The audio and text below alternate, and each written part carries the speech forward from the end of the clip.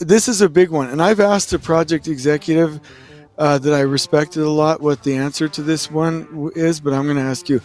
When you think about the real objective of a project manager, going back to that loop, what is their actual mission, so that we can bring it home for the listeners?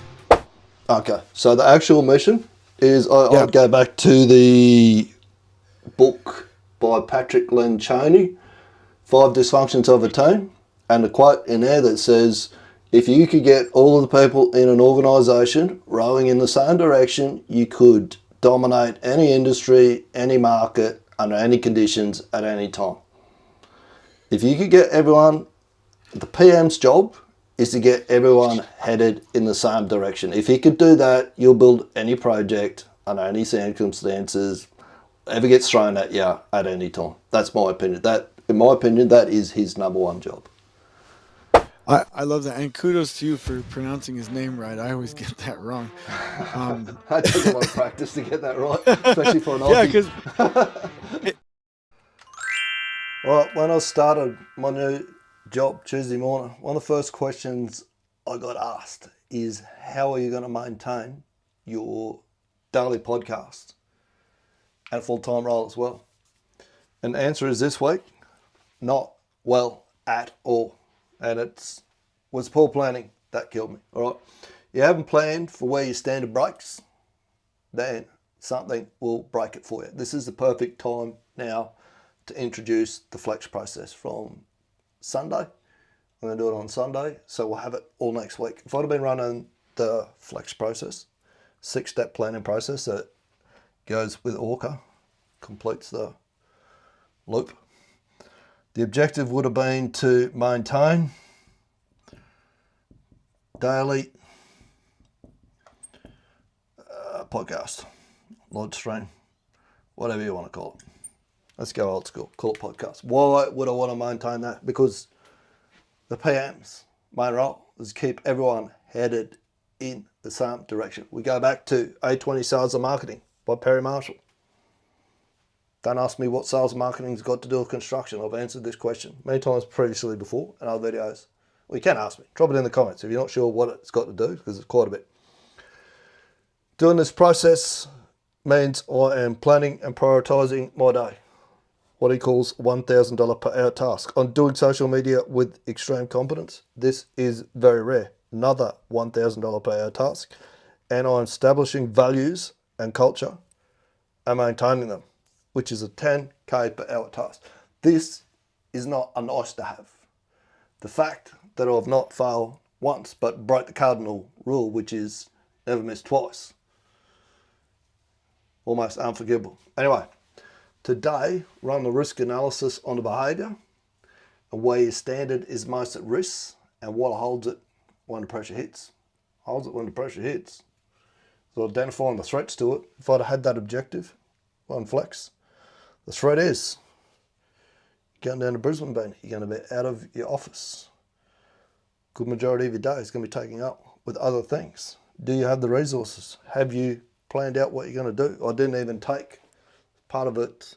The pack that I'm doing at the moment is learning how to learn better. Didn't even take the book with me. I had 2 books, but I didn't have the right one. Lessons learned from previous ORCAs. I should have known that this was a high probability of a failure point, and I should have allowed for that. I didn't. We'll bring the point on your project where it's most likely to slip and we'll run it live. Well, we've done that. The reason that you don't debrief, the reason that people tell me they don't debrief is because they don't have time to. The reason they don't have, there's only one reason why they don't have the time to debrief. It's because they don't debrief, funnily enough. It's the old chicken and egg story. This is a clip of one of the Afterburners clients. See what he has to say about the ORCA debrief process. The thing that's going to work most or best for us really is, frankly, the debriefing sections, because I think we do a pretty good job of planning, briefing, executing, right? But we don't finish the loop of going back. We have in certain situations, and you can just see an immediate improvement relative to the messaging that we have to our customers and how effective it is from call to call. But it's not a consistent process. It's, hey, we're getting something started. and we'll go through that process a little bit, and then once we get it refined, right, we stop doing it, and so it atrophies over time like any muscle. So at 132-day streak, Beanie thought he had it all nailed, and he stopped. Fatal mistake. And so I think really trying to drive, utilizing that portion over and over again is going to help us just build a culture of continuous improvement. Build a culture of continuous improvement. That's exactly what ORCA does. I must say, although I do have a minimum standard that I met. I didn't get the live done, but I still did do my ORCA. So the ORCA streak has not broken. That continues. All right, I've taught this 3 different teams in the last couple of weeks. Going to visit one of them tomorrow. Feedback all so far has been phenomenal. Just taught another team before I come on here to do this live, and I'm starting to run up with my own teams as well. This is the most powerful process you will learn. If you do nothing else, run the ORCA process. It's not on this board, it's up here. If you want to copy a picture of this board, how I run it, because I give it a few little tweaks as well, add a little bit of neuroscience onto it. Oh, and the boys up in Ultrade, of course, they run their first one this week. Keen to hear how they're going with it. Have you run an ORCA with your team yet? Hot dog? Yes, you have. Not a hot dog? No, you haven't. All right, let's give us business and run our ORCA session right now. Let's just make sure we're on do not disturb so people don't annoy us. Ready.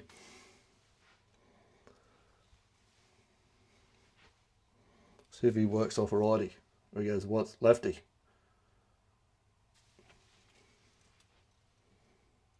Let's go. Welcome back to another ORCA Live, April 9, 2026. Is it right? Yep. 14.4, 1% of your day. Step 1 is the objective. We're looking exactly what we set out to do today. Today's objective was to get back to doing ORCA Live. Done ORCA last 2 days, but I've missed the live stream.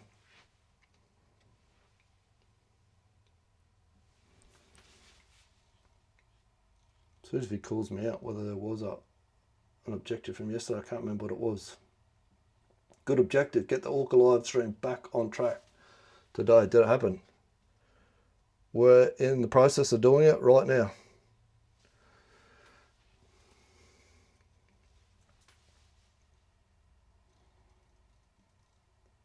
So what's happening right now? We're live. Is there a gap from the last 2 days? I've missed live streams to debrief on where. Yes, there is a gap. And I'm going to introduce the flex process next. I don't know if you know the flex process at all. So that is the planning process that I should have done at the start of the week, which we have objective. And the second thing we identify is threats, resources, lessons learned, courses of actions, and contingencies. If I'd have run the flex process, the threats would have been that I was going down to Brisbane, would be time poor, out of my environment, and it was high probability that I would miss the live streams. Also, I didn't take some of the resources that I needed with me. If I'd have run that flex process on Sunday, which I'm going to do from now on, that's going to become part of Sunday's operation and intelligence meeting, or run flex to set the next week up.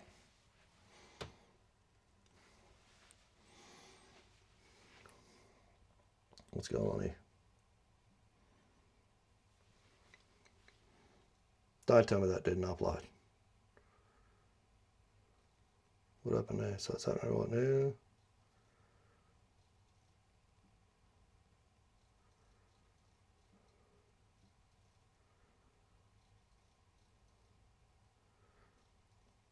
Why? What's going on here? So, let's see what's going on. Oh, mate, Claudia.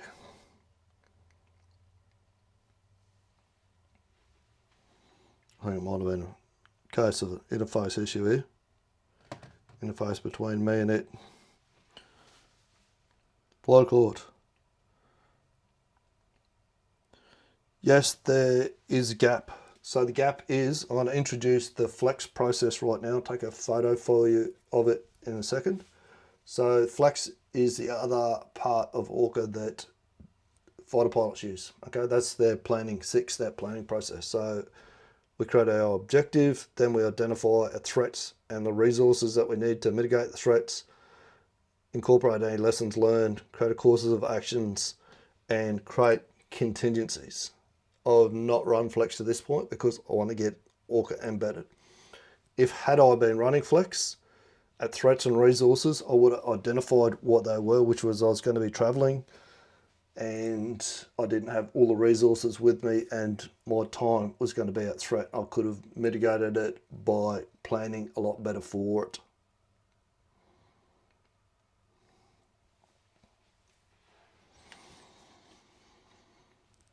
This is the conversation that no one wants to have. Oh, it's all right.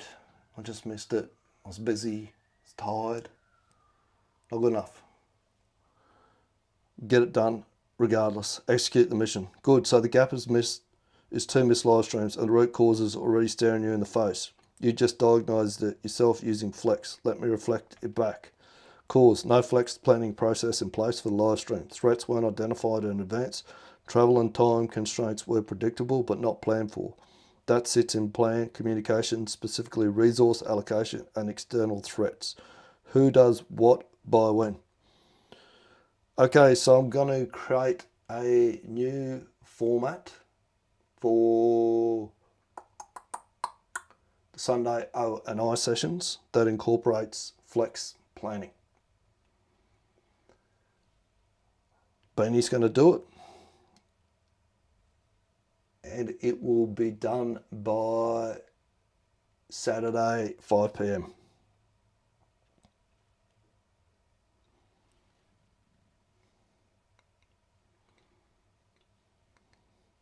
Beanie creates a new Sunday ORCA session format that incorporates flex planning by Saturday, 5 p.m. That's the action. 11 days, 11 debriefs.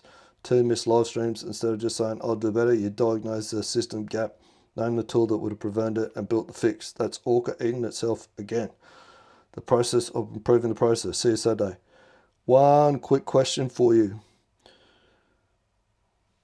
Will you bring that up on Saturday? Because we got Fridays, we got tomorrow's ORCAs between now and then. Will you be able to remember that that was the action that I had to complete by Saturday? Again, we're looking for the failure point. What if he doesn't ask me on Saturday afternoon, did you do it? And I haven't done it. Straight answer, no, I don't carry memory between separate conversations. Each time a new chat, I start fresh.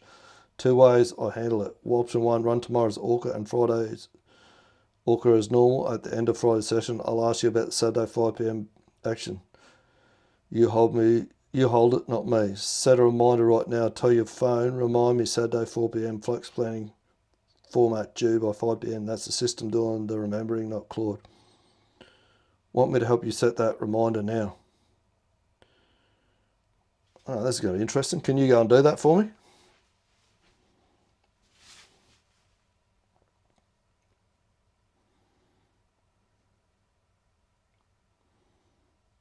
Let's see what he does. Oh, he's pulled reminders up. Look at this. He's allow. Cool, would like to access your reminders. Allow. There you go. Look at this. Done. Reminder set for Saturday 4 p.m. This gives you an hour buffer before the 5 p.m. deadline. It'll hit your phone and say flex planning format due by 5 p.m. today.